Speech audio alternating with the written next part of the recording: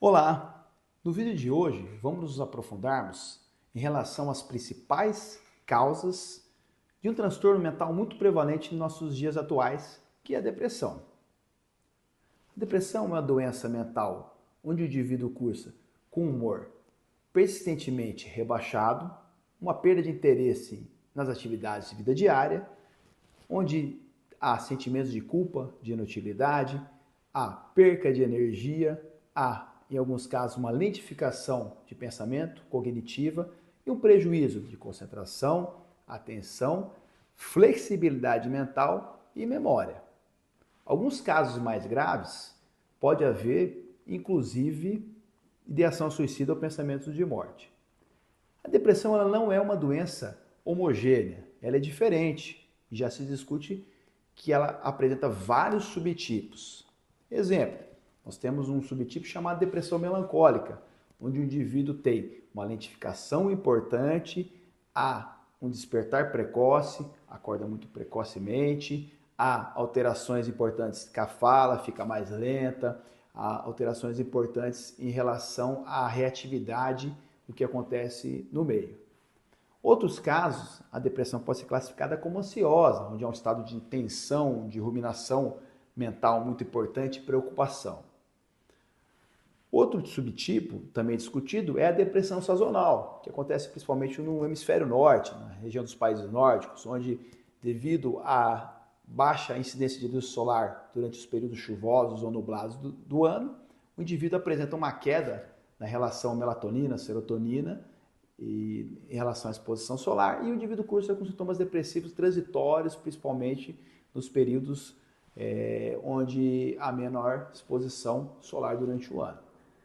Outro subtipo de depressão também interessante ser debatido é a depressão agitada ou a depressão do espectro bipolar, onde o indivíduo tem uma tensão muito grande, o pensamento está acelerado, apesar do conteúdo do pensamento ser negativo, de ruína, de que nada vai dar certo, que ele não vai conseguir superar as principais dificuldades de vida, uma ruminação negativa muito grande, mas ao mesmo tempo ele está com uma tensão interna importante. Durante os anos, cientistas, pesquisadores tentaram entender como que acontece e o que acontece no cérebro dos indivíduos depressivos. Uma das principais hipóteses que surgiram na observação das doenças mentais e do funcionamento cerebral de indivíduos com a doença da depressão foi a teoria monoaminérgica. O que é isso? Monoaminas são neurotransmissores cerebrais, são as pilhas que fazem nosso pensamento, nosso cérebro funcionar. As principais que nós temos é a dopamina, a motivação, prazer, a noradrenalina, energia, mexe com a psicomotricidade, fica mais ligado, e a serotonina, sensação de bem-estar, sensação de pertencimento em algumas vezes aí. São os principais. Temos vários outros neurotransmissores, mas vamos destacar principalmente nesses aí para nós discutirmos a teoria monoaminérgica. Então, o que diz essa teoria? Essa teoria diz que o indivíduo depressivo ele tem uma queda de serotonina, dopamina, noradrenalina. Esses neurotransmissores, essas monoaminas, elas caem e esse indivíduo fica depressivo. É como se a bateria do celular descarregasse, tem energia, funciona. E a pouquinho que tem de bateria, quando é exigido, cai e desfalece. Fica sem recursos, às vezes, para lidar com situações do dia a dia da vida, com problemas que vão aparecer aí em relação a trabalho, em relação a relacionamento afetivo ou outras instâncias. Essa teoria monoaminérgica, ela foi uma das primeiras formas de explicar a depressão. No entanto, hoje, nós temos observado que ela não explica todos os fenômenos que ocorrem nessa doença. Ela é um sinal, realmente, está baixo. Tem alguns estudos que nós vamos discutir posteriormente que indicam isso, principalmente a questão que nós vamos debater hoje, que é a serotonina, um desses neurotransmissores aí, dessas monoaminas. Mas a complexidade do fenômeno mental, da depressão, ela não é só explicada sobre uma queda dessas pilhas cerebrais, e sim como uma questão de flexibilidade mental para lidar com os problemas, uma questão de neuroplasticidade. O que é isso? O cérebro ele se molda, do ponto de vista neuronal, e de neurotransmissão para lidar com os problemas das atividades de vida diária que vão aparecer ao longo da vida do indivíduo. Dito na etiologia da depressão, é um aspecto interessante, uma pergunta que veio na minha cabeça. Será que a depressão, a tristeza, teria alguma função adaptativa ou evolutiva no ser humano? Eu achei, fazendo uma revisão na literatura científica, um artigo interessante que eu vou colocar aí na tela para vocês. É um artigo de Randolph Ness, é um texto clássico da psiquiatria evolucionista, que tem uma pergunta central provocativa. A depressão seria, nos casos mais leves, uma adaptação evolutiva? É claro que nas formas graves, na depressão grave, nas formas moderadas, muitas vezes ela é incapacitante, ela causa completo prejuízo de vida. Mas naquelas formas mais leves, transitórias, que se aproximam de uma tristeza normal não patológica, ela teria alguma função evolutiva, adaptativa? Esse artigo traz um aspecto interessante. Ele não defende hipótese alguma, claro, a depressão, mas sim que a tristeza, né, essa depressão mais levinha, ela pode ser boa em algumas situações. Exemplo, quando o indivíduo está num grupo e precisa comunicar uma necessidade de ajuda, ele sinalizar o sofrimento, ele pode reduzir às vezes o investimento inútil em uma atividade que está dando errada, né? Parar de insistir em metas que não são atingíveis, pode evitar riscos, favorecendo reflexão, pausa, análise, ponderar riscos, reavaliar estratégias, né? Favorecer a reflexão. E algumas vezes é melhor, como diz, tirar o time de campo, sinalizar submissão, rendição, para evitar um conflito hierárquico social muito grande ou bélico. Ou seja, o humor funcionaria como um sistema regulador de investimento. Quando o ambiente está favorável, o humor sobe, favorece energia, exploração, interação. Quando há perca, fracasso, situações de risco, algumas vezes o humor cai e pode reduzir gastos de energia e risco. É claro, em nenhum momento ele diz que depressão é uma coisa boa. E pelo contrário, muito ruim. O sofrimento é uma tragédia, a doença. Mas a tristeza e algumas situações mais leves e transitórias pode servir ou explicar alguns fenômenos sociais. Seria nesse sentido. Então, em um momento ela nega a dimensão biológica grave da depressão, mas amplia a compreensão a entregar por que acontece esse fenômeno no ser humano. Então, a etiologia da depressão ela é multifatorial e complexa.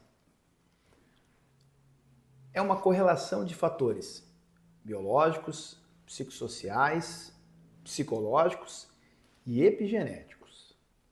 Existe uma vulnerabilidade biológica, genética, porém há uma relação muito grande com os estressores psicossociais, envolvendo o eixo do cortisol, do estresse, em relação ao funcionamento cerebral.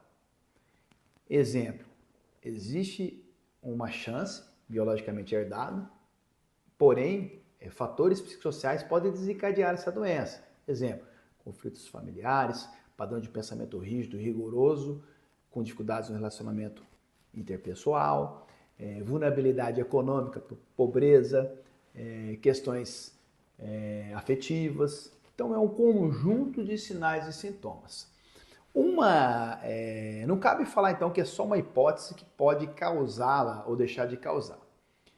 A hipótese monoaminética, a teoria monoaminética, onde a serotonina é um dos principais representantes, foi muito tempo considerada uma das grandes causas por trás da depressão. Cai o nível de serotonina, o indivíduo fica depressivo, desanimado, apático, pouco reativo ao meio. Porém, estudos mais recentes têm mostrado que não é só a queda da serotonina que o indivíduo tem na depressão, e sim vários circuitos cerebrais estão alterados, como regiões do hipocampo responsável pela memória, regiões do córtex pré-frontal responsáveis pela tomada de decisão, e observaram que o cérebro ele fica um pouco esculpido de maneira diferente quando o indivíduo está depressivo. Então essa é uma da teoria que eles foram estudando, chegando a uma das hipóteses chamada neurotrófica, onde avaliam a neuroplasticidade. O meio interfere no funcionamento do cérebro e o cérebro interfere no funcionamento do meio.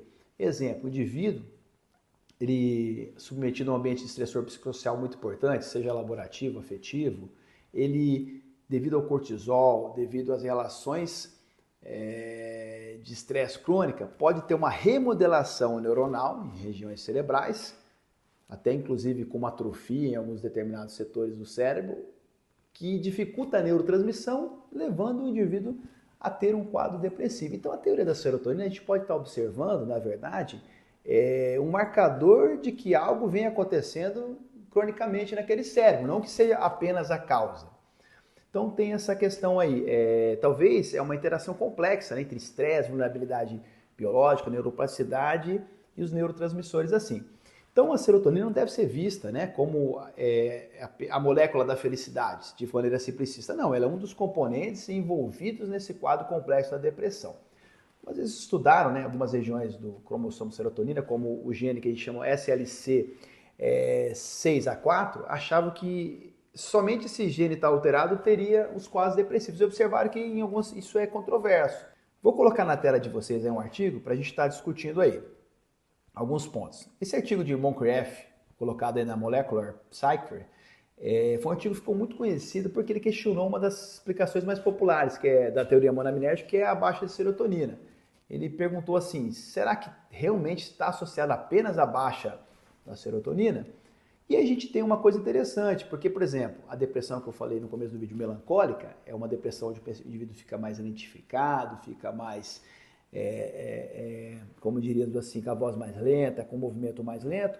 Ele tem mais uma baixa, do ponto de vista neuroquímico, de dopa e noradrenalina do que serotonina. Então, nesses casos, a explicação ela não fica tão... não atende bem a esse tipo de transtorno. Então, é claro que esse artigo recebeu várias críticas, inclusive o pessoal do King College não aceitou bem as análises dos dados na época aí, e achou que a serotonina realmente tem uma importância nesses quadros. E realmente foi, nos estudos posteriores, a gente identificou isso. Por exemplo, a serotonina é formada através de um precursor chamado triptofano. É uma molécula que ajuda a formar aminoácido que vai formar a forma final da serotonina. Então, indivíduos que tinham baixo triptofano observou que também tinha uma piora transitória no humor. Também foi feito estudos de neuroimagem, onde perceberam que um receptor chamado 5-HT1A, que é isso, um receptor onde encaixa a serotonina no cérebro, estava baixo, o indivíduo tinha sintomas depressivos, né?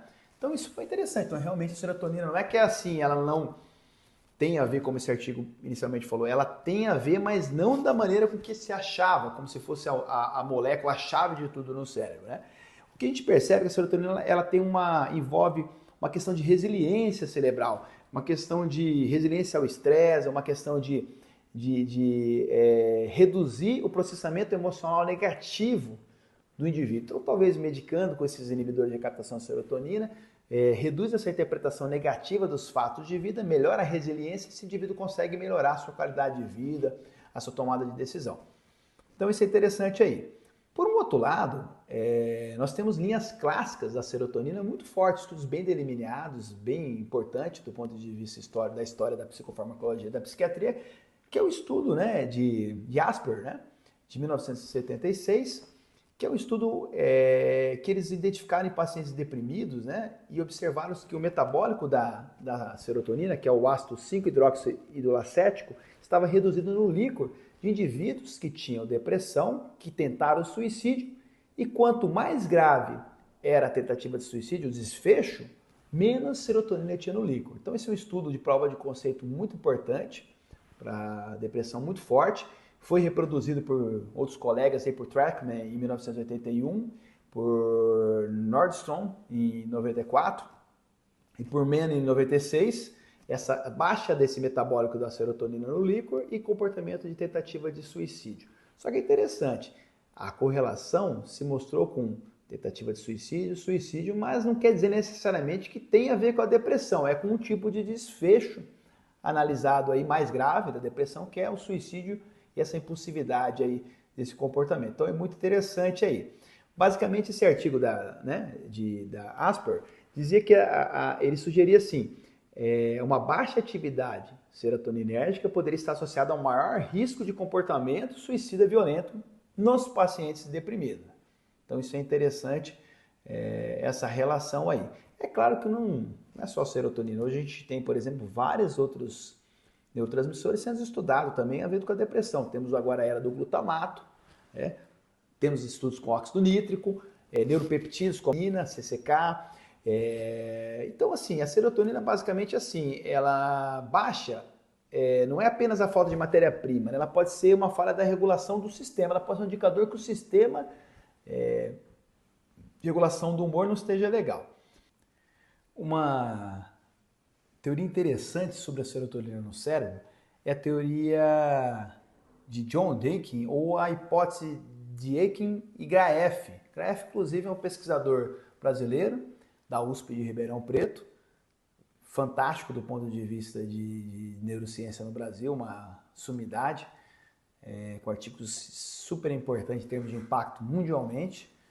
E essa ideia, vou colocar para vocês a figura adiante, da hipótese de Dworkin e Graeff, traz uma ideia interessante que a serotonina ela tem funções diferentes dependendo da região que ela atua no cérebro.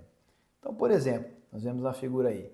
Quando ela atua na ráfia dorsal, numa região específica do cérebro, ela tem uma função de uma ansiedade antecipatória, evitar algum problema futuro. Quando ela vai na amígdala, ela dá uma resposta de luta e fuga, ter uma reação ao estímulo aversivo que aparece. Quando ela pega e vai, a serotonina, na região da ráfia mediana, principalmente no receptor 5-HT1A, que é um dos 7 receptores de serotonina que temos no cérebro, ele dá uma adaptação ao estresse crônico e à resiliência, aquele efeito que muitas vezes a gente espera que o inibidor dê, de recaptação de serotonina, dê numa depressão para ajudar no processamento de eventos negativos e ajudar o indivíduo a sair daquele quadro de sofrimento, né? Então, o que é interessante, né? Nessa teoria, a serotonina ela participa dos mecanismos de defesa do indivíduo. Ela ajuda o cérebro a decidir quando evitar uma ameaça futura e quando reagir a um perigo imediato e quando se adaptar a esse estresse prolongado. O que é interessante, né? Ela deixa de ser, né, a serotonina basicamente uma molécula do humor, entre aspas, da felicidade, para ser uma molécula de adaptação ao estresse. Eu acho que isso é fantástico desse artigo. Vou deixar o link aí para vocês depois lerem na íntegra. É muito interessante esse mecanismo envolvido aí.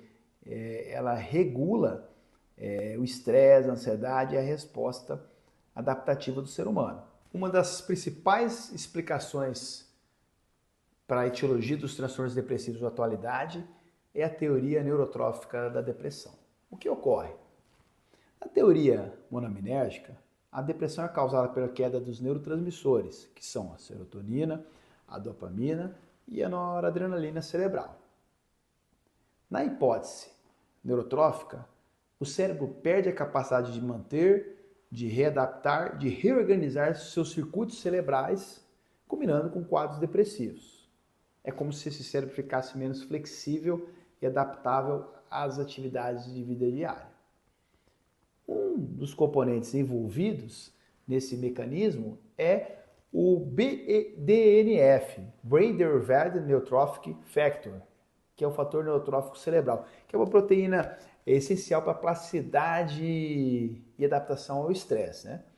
Então, os estudos demonstram que esse BDNF está reduzido em indivíduos que têm depressão. É como se ele fizesse com que o cérebro se adaptasse, tivesse menos neuroplasticidade para se adaptar ao ambiente externo. Na figura adiante, que eu fiz ilustrativa, de maneira didática, para vocês, eu até gosto de usar essa analogia com os alunos, nós podemos ver que o BDNF ele atua como um adubo da plasticidade cerebral. Então, o indivíduo depressivo, ele tem o quê? Ele tem uma falta de flexibilidade cerebral, desânimo, tristeza, apatia, uma questão de tomada de decisão prejudicada. Então, é como se o cérebro tivesse mais ou menos ali como aquela segunda figura vermelha de estresse crônico, né? Então, o BDNF está baixo. Aí você tem o quê? Olha ali, atrofia neuronal, a perda sináptica, a menor comunicação entre os neurônios, há uma queda da neurogênese, a formação de neurônios e uma menor plasticidade e adapta-se menos ao estresse da vida ou até situações simples, fica difícil. Então o que acontece? O BDNF é como se fosse ali, ó, um adubo. Ele vai, fortifica, né, os neurônios, promove sinapse, promove arborização dendrítica. É fundamental ter essa comunicação entre os dendritos, né? Não é só ter a neurogênese, tem que ter uma comunicação adequada entre os dendritos. E a plasticidade, basicamente, dando resiliência. Então é interessante, mas esse conceito, esse adubo, dá uma resiliência, capacidade de se adaptar ao estresse, atividades da vida. Então, nós temos essa relação importante aí. E olha que interessante, tem formas de você obter e aumentar o BDNF do ponto de vista fisiológico. Exemplo, atividade física aumenta esse BDNF, uma boa noite de sono, as psicoterapias ajudam a aumentar esse BDNF, inclusive o uso de antidepressivo. Por isso que muitas vezes é fundamental o tratamento de uma depressão, principalmente precoce, não deixar ela se arrastar, porque você vai promover o quê? Aumento do BDNF, neurogênese, ou seja, o antidepressivo, de certa forma, ele é neuroprotetor, ele não deixa com que o cortisol e o estresse faça que há uma perda neuronal, uma perda da neuroplasticidade. Isso é interessante aí. Então ele vai promover, basicamente, uma maior adaptação. Olha que interessante. Então o tratamento não é só aliviar o sofrimento. O próprio antidepressivo, além de aliviar o sofrimento, aquela angústia, aquela dor psíquica, psychic, né? Psychic é aquela dor que dá no indivíduo depressivo, né? Aquele aperto. Ele também ajuda o indivíduo a sair, tomar decisão, ter flexibilidade mental para superar as adversidades da vida que algumas vezes estão contribuindo ou mantendo aquele quadro depressivo aí. Então, basicamente, é uma metáfora didática. O BDNF funciona como um adubo da plasticidade, né? Não como uma substância mágica isolada, é como um adubo, né? E tem vários estudos aí que indicam isso, né? Um conceito interessante, o BDNF ele favorece, revisando, a sobrevivência neuronal, a plasticidade, ele entra num receptor chamado de TRKB, que é a tropomiosina receptor de quinase B, que é onde ele ativa, o BDNF vai e ativa, tem uma relação estresse crônico faz com que o BDNF caia, o antidepressivo aumenta o BDNF e aumenta a sinalização da TRKB, melhorando inclusive a reorganização de sinapse, de circuitos emocionais e até cognitivos. Outro ponto importante, alguns antidepressivos, substâncias antidepressivas fazem com que esse BDNF suba mais rápido. Exemplo, agora estudos recentes com a ketamina e esketamina faz com que suba-se mais rápido esse BDNF. É claro que tem no questionamento se essa resposta se sustenta, precisa de estudos para observar se realmente se sustenta. Enquanto alguns antidepressivos mais clássicos vão demorar um pouco mais tempo para subir o BDNF, mas vão promover isso de maneira mais sustentada. Então, é claro, um ambiente positivo, enriquecido, de aprendizado, estímulo cognitivo aumenta o BDNF, a dieta saudável. Vou deixar os artigos aí do Duman, né, que é fundamental para o entendimento dessa relação estresse, neurotrofina cerebral do BDNF, para a gente entender aí também esse processo aí importante, né? O ponto assim interessante é o quê? Que o BDNF entrega, né? A gente consegue explicar a relação estresse e depressão e explica uma coisa muito interessante, porque quando a gente utiliza os antidepressivos, há uma latência do tempo de resposta, normalmente em torno de 7 a 14 dias. Então você sobe os neurotransmissores, as monaminas, porém a resposta demora um pouco para o paciente melhorar. E pode ser por quê? Porque os antidepressivos, eles têm que subir o BDNF e essa resposta do BDNF pode melhorar o sofrimento, a angústia da depressão, as tomadas de decisões, a cognição e até mesmo reverter a lentificação psicomotora, outros sintomas que aparecem aí. Então isso é interessante. O BDNF ele dialoga com a serotonina, dialoga com a monamina e dialoga também com os exames de imagem pós-mortem. Então muito interessante aí em geral. É claro que não é uma molécula mágica que vai resolver todos os problemas. Ele sinaliza também um conjunto, né? Vou mostrar uns estudos para vocês aí na tela, para a gente fazer uma discussão aí científica, né? Sobre a importância do BDNF. Então esse artigo aí do Duman, né, Montegia, de 2006, é o artigo base, para quem quiser se aprofundar sobre o assunto aí, né? Esse artigo é clássico, ó, ele propõe que o estresse crônico reduz os fatores neurotróficos, né? E leva à atrofia neuronal, perda da sináptica, da comunicação neuronal e menor neuroplasticidade, como diríamos do ponto de vista clínico, menor capacidade de conseguir se adaptar e vencer problemas na vida, né, por questões de falta de mecanismo de neuroplasticidade. Né. Outro artigo interessante do Duman também ali, que é uma meta-análise do ponto de vista científico importante, de alinhamento científico forte, mostra o quê? Que pacientes com depressão apresentavam esses níveis mais baixos do BDNF. Né? Então, isso dá um suporte clínico àquela ideia da depressão e baixa da neurotrofina do BDNF. Né? Outra reflexão importante é que a gente pode concluir lendo esse artigo, do ponto de vista de análise, é que o artigo ele avalia a depressão e o tratamento. Isso é interessante. Não olha apenas para o BDNF na depressão, mas ele avalia se houve mudança com o tratamento. Isso é interessante aí para você pensar nele como um biomarcador para a depressão no futuro. Então ele corroborou bastante com essa hipótese neurotrófica de plasticidade neuronal. Porém tem limitações esse trabalho, né, que é interessante a gente discutir. Primeiro que você está avaliando o BDNF sérico, quer dizer, do sangue periférico. E isso não quer dizer que tem uma associação direta com o BDNF cerebral. Então isso é interessante. Então é um marcador periférico indireto, o BDNF. Então, outra coisa, esses estudos da meta-análise são muito heterogêneos. Então tem pacientes com vários graus de depressão, subtipos diferentes, teve atividade física em alguns trabalhos. Então, quer dizer, será que todos os fatores foram isolados ou tentado tirar fatores de confundidores ou não? Será que não foi atividade física? Será que não melhorou a movimentação dos pacientes e melhorou o BDNF, que o paciente está menos depressivo, ele anda mais, melhora a questão do BDNF? Então tem muitas coisas a ser exploradas do ponto de vista científico e esclarecida melhor, como todos os fatos na ciência, mas a hipótese é bem forte, bem robusta do ponto de vista de prova de conceito e de literatura publicada. Outro trabalho interessante aí é do Molenbeek, de 2011, coloquei na tela aí, que ele é um marcador de estado, né? Ele sugere que ele marca o estado depressivo ativo. Tem trabalho até sinalizando que na depressão bipolar também ele está baixo, isso é interessante, essa correlação aí com os estados depressivos envolvidos. E esse trabalho que eu vou colocar adiante aí, muito importante, é do Queston e Montegia de 2021, que é uma revisão moderna, estudo mais recente, que mostra que o BNDF e o seu receptor TRKB está associado à fisiopatologia do transtorno de humor e ação do antidepressivo.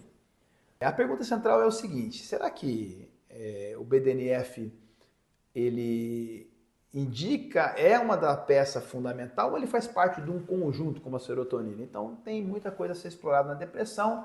Hoje nós temos uma linha de pesquisa muito grande em cima do glutamato, da plasticidade envolvida pelo glutamato e outros neurotransmissores, por exemplo, o monóxido nítrico. Então fica esse questionamento aí. Será que outra questão importante aí de um trabalho aí que eu vou colocar na tela também, do Cavalieri, né? Que mostrou, olha que legal esse trabalho, essa meta-análise aí, mostrou o seguinte, que ele está reduzido na depressão, comprovou-se nesse trabalho, só que olha que interessante, ele não se mostrou reduzido nos pacientes com tentativa de suicídio, né? Então não teve uma associação consistente com BDNF e suicídio. Olha que interessante, diferente da serotonina. Então o que a gente quer dizer? Complementação. Então nós temos aí a literatura clássica indicando, né, a baixa da serotonina no líquor com suicídio, mas nós não temos o BDNF com essa mesma capacidade. Então o que nós vamos ter que ver? Temos que ver se tem mais estudos que comprovam essa relação ou não e tentar explicar e tentar entender a depressão. Está avançando muito, temos vários estudos em neurociência, em ciência básica, em psiquiatria translacional, para tentar entender como funciona a depressão, mas tem muito campo a ser estudado ainda e elucidado. É um fenômeno complexo, biopsicossocial, envolve fatores epigenéticos e muitas vezes dá a impressão que a gente está avaliando um elefante, todo mundo com o olho fechado, cada um pega numa parte do elefante e fala, isso aqui eu acho que é uma unha, né, no pé do elefante, isso aqui eu acho que é uma orelha, mas está pegando no rabo. Então a gente, na verdade, está estudando essas provas de conceito, avaliando, para chegar a uma conclusão mais próxima do que realmente acontece. Mas é muito importante, o cérebro é complexo, a gente tem mais neurônios no cérebro do que estrelas na Via Láctea, mas eu acho que essa teoria neurotrófica é um grande avanço. Nós observamos uma correlação com a clínica muito importante, a serotonina também é importante, a teoria da serotonina, e a gente sabe que os fatores biopsicossociais também são fundamentais. O que é legal para a gente concluir? Que dependente do que está acontecendo no cérebro, o que acontece no meio pode mudar o que acontece no cérebro. A psicoterapia faz neuroplasticidade, os medicamentos, os antidepressivos, promovem neuroplasticidade, a atividade física promove neuroplasticidade. Tudo isso aumenta o BDNF.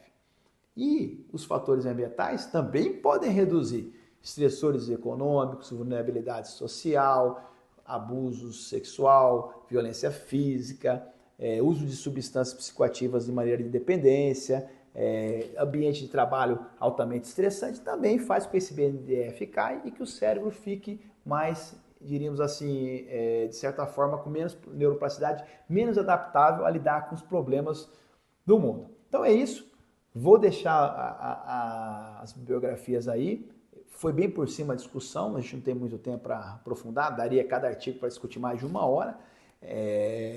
E gostaria que vocês tivessem oportunidade, quem gosta do assunto, de se aprofundar, ler os artigos, ver as limitações, analisar de forma crítica. É um campo muito grande aí, mas hoje eu sou muito otimista, né? Com essa teoria neurotrófica da depressão. Acho que tem muita coisa que podemos explorar, interligar com a teoria monominérgica. É um fato muito interessante e vai aparecer muita coisa aí nos próximos anos em relação a esse circuito aí. Então é isso, né? Queria agradecer a atenção de todos, todas aí, nesse vídeo aí, e um forte abraço.